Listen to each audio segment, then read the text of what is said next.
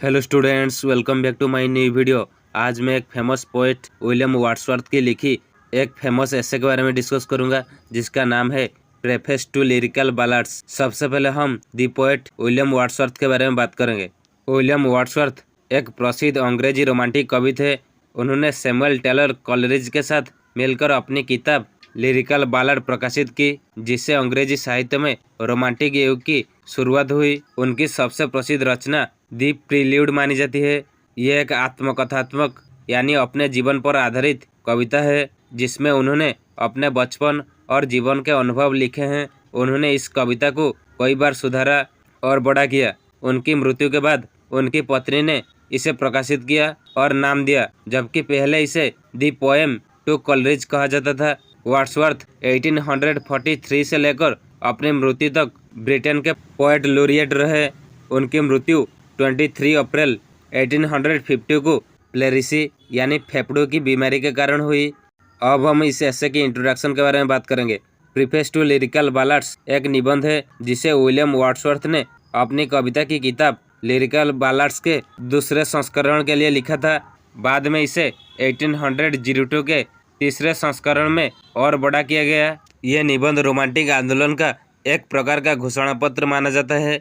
इस घोषणा पत्र के मुख्य नियम साधारण जीवन ही कविता का सबसे अच्छा विषय है, यानी आम लोगों की जिंदगी पर कविता लिखनी चाहिए। साधारण लोगों की भाषा का उपयोग करना चाहिए, यानी कठिन या सजावटी भाषा की जगह सरल भाषा हो। दैनिक भाषा ही कविता के लिए सबसे सही है, यानी रोजमर्रा की भाषा से कविता अधिक प्रभावशाली बनती है। भावनाएं कहानी या घटनाओं से ज़्यादा महत्वपूर्ण है, यानी कविता में भाव और अनुभूति ज़्यादा जरूरी है, न कि केवल कहानी।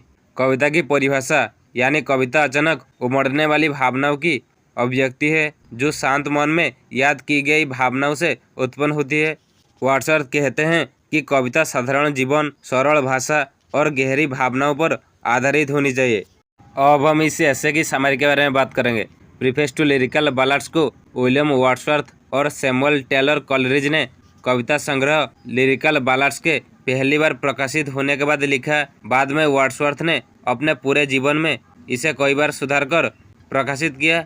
यह निबंध रोमांटिक विचारों का सबसे साफ और स्पष्ट बयान माना जाता है। इसमें बताया गया है कि कविता क्यों लिखी जाती है, कविता कैसे लिखी जाती है और कविता का गद्य से क्या संबंध है।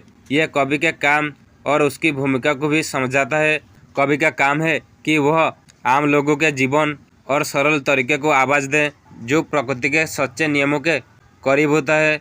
वर्ड्सवर्थ और दूसरे रोमांटिक कवियों के अनुसार प्रकृति के साथ अनुभव करके हम जीवन के सच्चे नियम समझते हैं। जब इन अनुभव में भावनाएं जुड़ जाती है तो वही कविता बन जाती है। ये प्रीफेस बताता है कि कविता प्रकृति के अनुभव और भावनाओं से पैदा होती है और कवि का काम है सरल और सच्चे जीवन को व्यक्त करना। विलियम वर्ड्सवर्थ बताते हैं कि वे अपनी कविताओं के लिए सब्जेक्ट यानी विषय क्यों और कैसे चुनते हैं। वे पुराने कवियों से अलग है, क्योंकि पुराने कवि बहुत ज़्यादा कृत्रिम और नियमों वाली भाषा का उपयोग करते थे। लेकिन वर्ड्सवर्थ का मानना है कि सच्ची भावनाएं और प्रकृति के प्रति सच्चाई ही कविता का असली आधार है। वे कहते हैं कि कविता में आम लोगों के जीवन को दिखाना चाहिए। गांव शहर से बेहतर है, क्योंकि वह सरल और प्राकृतिक होता है, लेकिन वे किसी डरावनी या हिंसक घटना को नहीं लिखना चाहते। वर्ड्सवर्थ का मानना है कि गांव का लोग एक जैसे अनुभव साझा करते हैं, लेकिन बड़े शहर जैसे लंदन में जीवन बदलता रहता है, वहाँ स्थिरता नहीं होती।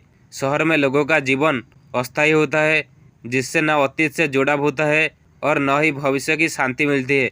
इसीलिए वे चाहते हैं कि साधारण जीवन के अनुभवों को खास और महत्वपूर्ण बनाया जाए। प्रकृति हमें सच्चाई और स्थिरता सिखाती है, और नई कविता भी लोगों के जीवन की सरलता और गहराई को दिखाए। विलियम वर्ड्सवर्थ के अनुसार कविता की मुख्य विशेषताएं इस प्रकार है। कविता ताकतवर भावनाओं के अचानक उमड़ने से पैदा होती है, यानी दिल से निकली सच्ची भावनाएं। लेकिन ये भावनाएं शांत मन में याद करने पर आती है, यानी पहले अनुभव होता है, फिर शांति से सोचकर कविता लिखी जाती है। कविता देखने में भले ही अचानक लगे, लेकिन उससे बनाने में सोच और मेहनत लगती है। कविता में केवल घटनाएं नहीं, बल्कि भावनाएं जरूरी है। कवि को अपने वास्तविक जीवन के अनुभव लेने चाहिए और उन्हें सरल भाषा में लिखना चाहिए। कवि अपनी कल्पना से साधारण चीज़ों को भी अलग और ख़ास तरीके से प्रस्तुत करते हैं। यही कल्पना कवि को सच्चाई तक पहुंचने में मदद करती है और दुनिया को नया और सुंदर बनाकर दिखाती है। विलियम वर्ड्सवर्थ के अनुसार कविता बनाने की प्रक्रिया के 4 आसान चरण होते हैं। पहला चरण, कवि किसी चीज़ को देखता है या अनुभव करता है जिससे उसके अंदर गहरी भावना पैदा होती है। दूसरा चरण, फिर कवि शांत मन से उस भावना के बारे में सोचता और विचार करता है। तीसरा चरण, इस समय कवि को अपने पुराने अनुभव और यादें भी याद आती है। वह इन सब बातों में से कुछ को रखता है और कुछ को हटा देता है ताकि भावना और स्पष्ट हो जाए। चौथा चरण, जब भावना फिर से स्पष्ट और मजबूत हो जाती है तब कवि कविता लिखता है ताकि वह अपनी भावना दूसरों तक पहुंचा सके। विलियम वर्ड्सवर्थ के अनुसार कविता पुराने नियमों या किसी अलौकिक प्रेरणा से नहीं बनती, बल्कि कविता साधारण जीवन के अनुभवों से पैदा होती है और उन अनुभवों को समझकर और सोच विचार करके लिखी जाती है। वर्ड्सवर्थ कहते हैं कि बहुत ज़्यादा सजावट और कठिन साहित्यिक उपकरण कृत्रिम होते हैं, इसीलिए वे सरल और सीधी भाषा का उपयोग करते हैं। उनका उद्देश्य यह है कि पाठक अपनी भावनाओं के बारे में सोचे और धीरे धीरे अपने जीवन और खुद को सही और नैतिक तरीके से समझे। आखिर में वर्ड्सवर्थ का मानना है कि कविता सरल और स्पष्ट होकर भी बहुत ऊंचे स्तर की कला बन सकती है। विलियम वर्ड्सवर्थ अपनी प्रेफेस टू लिरिकल बैलाड्स में कविता और गद्यों के बारे में अपने विचार बताते हैं। वे पुराने विचारों को गलत मानते हैं कि कविता गद्य से ऊंची या ज़्यादा महान कला है।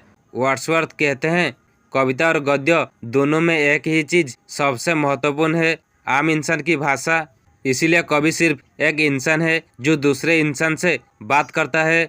इस तरह वे कविता और गद्य के बीच का फर्क लगभग ख़त्म कर देते हैं। वे ये भी कहते हैं, विज्ञान अलग है क्योंकि वह केवल तथ्यों पर ध्यान देता है। वैज्ञानिक अपने काम में अकेले रहते हैं और आम लोगों के जीवन पर सीधे असर नहीं डालते, लेकिन कविता का काम है लोगों के जीवन और भावनाओं से जुड़ना। वर्ड्सवर्थ का मानना है, बहुत ज़्यादा नियम, तुक और छंद कविता को कृत्रिम बना देते हैं। वे सरल, सीधी और स्वाभाविक कविता को पसंद करते हैं। ऐसी कविता गद्य की तरह सच्चाई को सीधे और साफ तरीके से व्यक्त करती है। विलियम वर्ड्सवर्थ कहते हैं कि वे गद्य के बजाय कविता लिखना पसंद करते हैं क्योंकि कविता में कल्पना को ज़्यादा अच्छे से व्यक्त करने का अवसर मिलते हैं और ये मनुष्य की प्राकृतिक भावनाओं को सुंदर रूप देती है। लेकिन वे ये भी कहते हैं कि कविता और गद्य के बीच कोई कड़ा अंतर नहीं है, दोनों ही भावना और सोच विचार से पैदा होते हैं। वर्ड्सवर्थ के अनुसार कविता और गद्य दोनों एक ही तरह से लोगों तक पहुंचते हैं, दोनों की भावनाएं लगभग एक जैसी होती है।